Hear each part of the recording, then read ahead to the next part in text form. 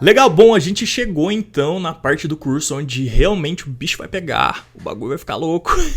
A gente vai falar então sobre como a gente faz, né, esse front-end avançado, ou como eu brinquei aqui, esse front-end modernoso aqui, né, tal.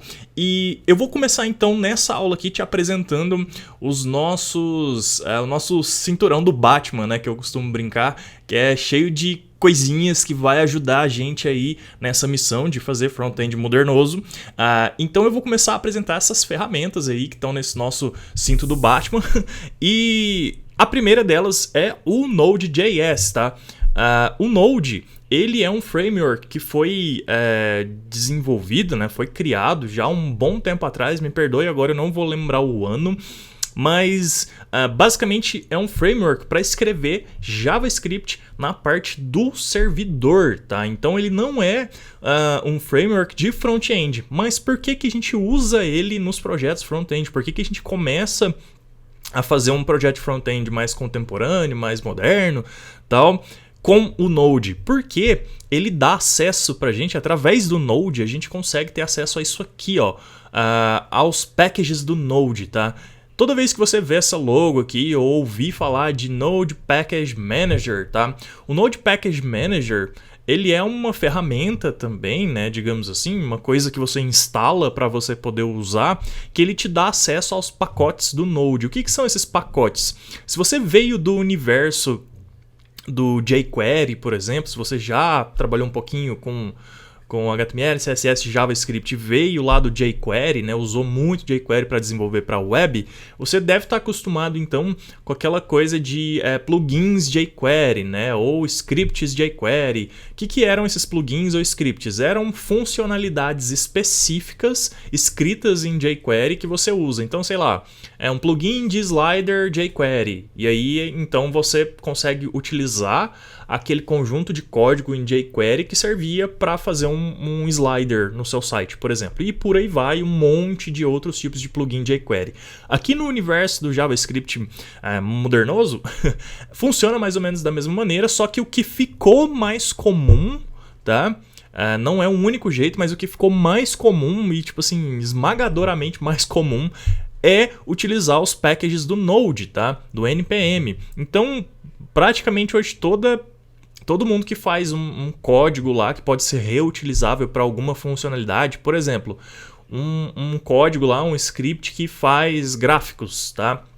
Geralmente essa pessoa coloca lá disponível no Node, né? No repositório do Node e tal, para a gente poder rodar o comando do npm e instalar esse pacote quando a gente quiser, tá? Então é mais ou menos assim que funciona, essa é mais ou menos a lógica, tá? Os packages do Node, então, são plugins ou são pacotes de scripts que a gente pode utilizar no nosso código, basicamente só rodando uma linha de comando lá para instalar eles no nosso projeto, tá?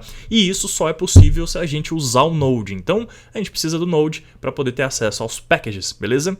A próxima coisa aí nessa estrutura, né, é o seguinte: é quando a gente escreve o nosso código, tá? Isso é a parte que você provavelmente já está bastante acostumado, que é muito do que a gente fez aqui no começo. A gente cobriu mais a parte de CSS, né? Até coloquei aqui CSS3, Sass. A gente ainda não viu CSS Modules, eu não tô esquecendo, e você não pulou aulas, não ficou sem ver, tá? A gente vai ver, só que a gente precisava entrar nesse mundo aqui do Node e tal pra gente fazer, então a gente vai fazer nas próximas aulas aí em algum lugar aqui pra frente, mas fica tranquilo que a gente vai ver sim o CSS Modules, tá? Mas aí então depois você pode, além de trabalhar nessa estrutura básica de JavaScript puro, que é o que a gente vai ver aqui nesse curso, tá?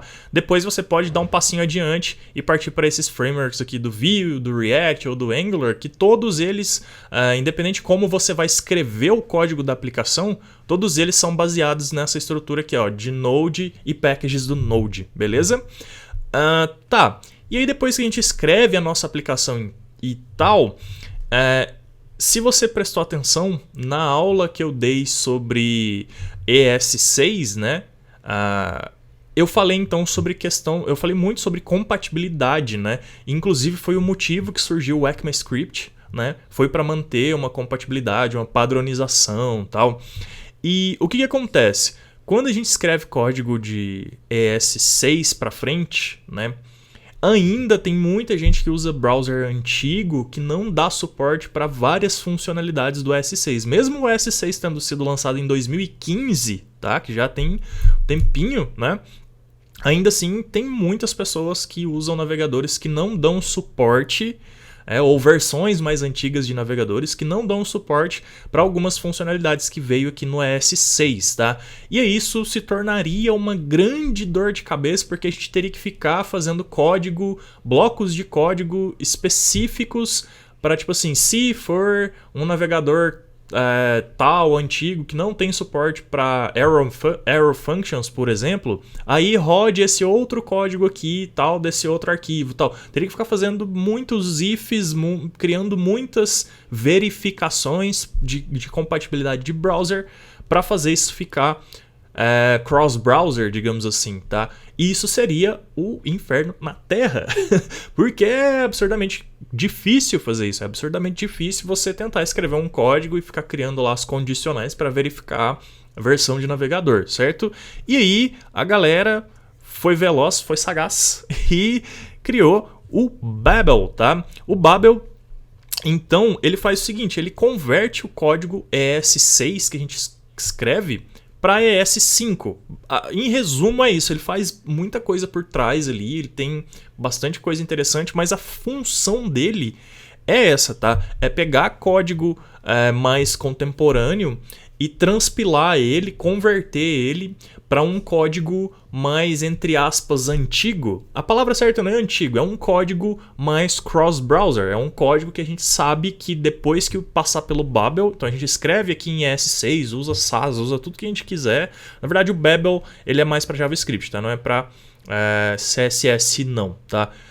Mas enfim, a gente escreve o código ES6 e aí a gente tem tranquilidade quando a gente usa o Babel, e hoje todas as aplicações de front-end modernosas elas usam o Babel. Eu não conheço praticamente nenhuma que arrisca não usar, e aí ele faz isso pra gente, ele converte o código então num código que vai ficar ES5 e vai funcionar, beleza?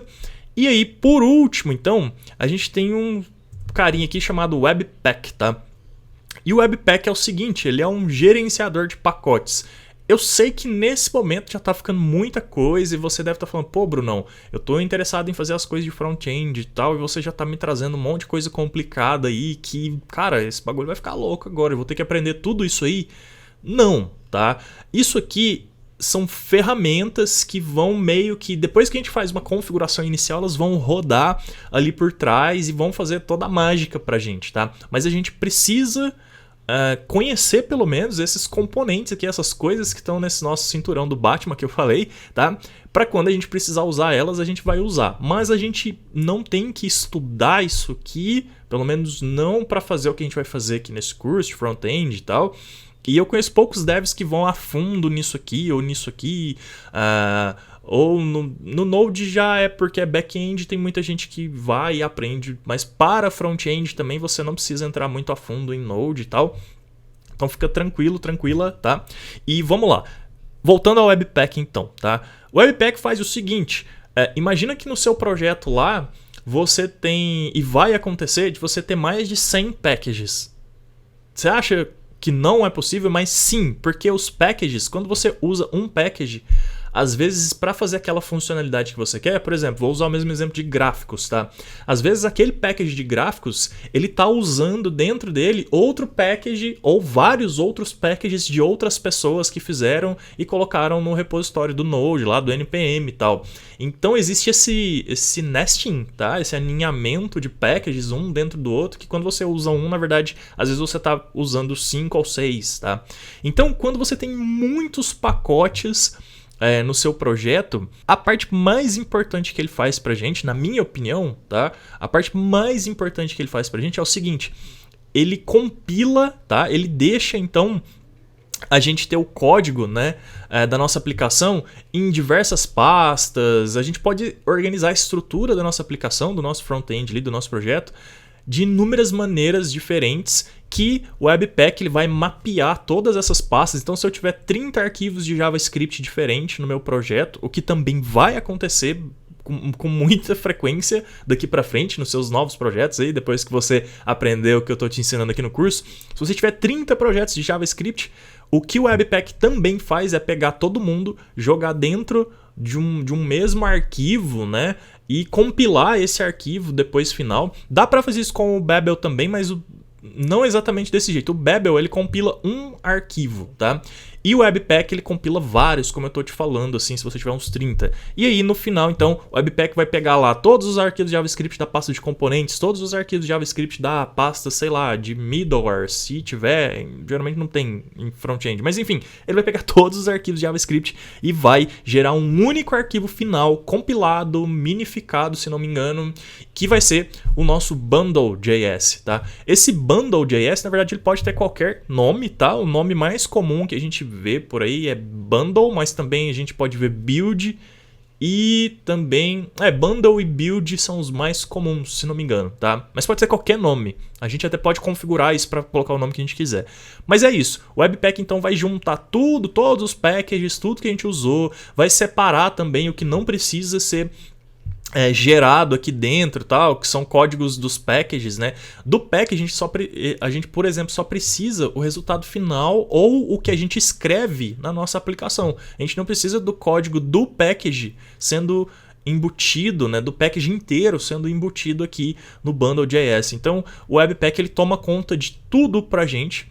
Ele junta tudo que é necessário para a nossa aplicação funcionar. Ele gera, então, esse código final, um único código final, que aí sim é esse arquivo aqui que o nosso navegador vai ler e vai funcionar. A nossa aplicação inteira vai estar nesse último arquivo que o Webpack gera para a gente, beleza? Bom, então é isso. Isso aqui é um resumão, tá, do que a gente vai ver daqui para frente. A gente vai destrinchar item por item e... Bom, é isso. Te vejo na próxima aula. Valeu!